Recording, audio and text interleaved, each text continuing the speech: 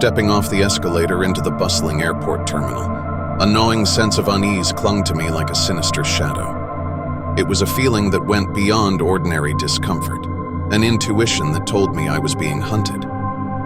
Each passing traveler seemed to conceal a potential threat, and the ambient noise of chattering voices and clattering luggage only heightened my anxiety.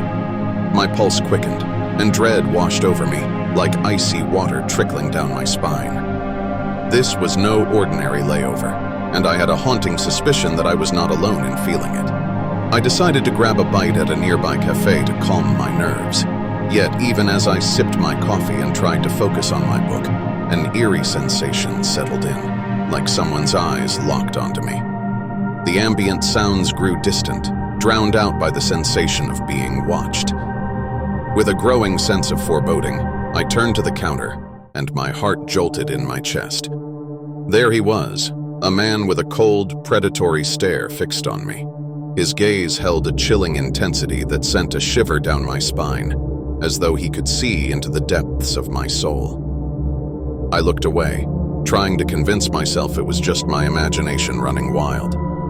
But as I rose to leave, his reflection in the cafe window confirmed my darkest fears. He was following me, tracking my every step with a relentless determination. Panic surged through me, and I quickened my pace, weaving through the sea of travelers, praying that I was wrong. The bustling airport had transformed into a labyrinth of paranoia, and I was trapped at its heart. I sought refuge in a bookstore, its shelves offering a thin veil of protection from my pursuer. Cautiously, I peered outside, and there he was, lurking in the distance, shadowing me like a relentless specter. My heart pounded in my chest as I realized this was no mere coincidence. I was being hunted by a relentless stalker, and the safety of the airport had become a treacherous illusion. Desperation clawed at my throat as I contemplated my options. I had to confront him to put an end to this nightmare. Gathering my courage, I approached a uniformed security guard and whispered, "I think someone is following me." The guard nodded and signaled to a colleague, their expressions growing more serious by the moment. Together, they confronted the man, their voices low but stern.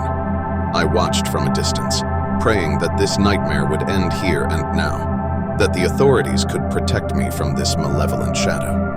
But my hopes were crushed when the man produced identification, claiming to be a private investigator hired to track me. My stomach dropped, and a sense of helplessness washed over me. Who would go to such lengths? And for what sinister purpose? The guard returned and explained that they couldn't intervene further without more evidence. They promised to keep an eye on the situation, but I couldn't escape the feeling that I was on my own in this nightmare. As I boarded the plane, I hoped that I could leave this nightmare behind, that the distance between me and my stalker would finally provide safety. But as the aircraft taxied down the runway and took off, I couldn't escape the sense of dread that clung to me like a relentless phantom. Glancing out of the window, my blood ran cold. There on the tarmac stood the same man, the private investigator, staring up at me with a malevolent grin that sent shivers down my spine. How had he bypassed security once more? My heart pounded as I realized the horrifying truth. I was not being watched. I was being hunted. Someone wanted me for something, and they would stop at nothing to get me.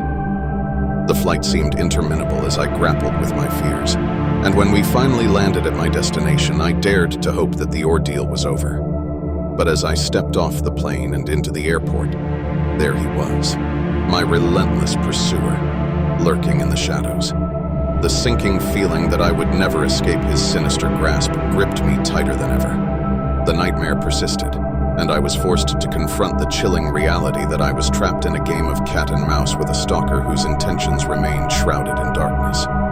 The airport, once a place of transit and possibility, had become my prison, and the relentless tormentor continued to haunt my every move, with no end in sight.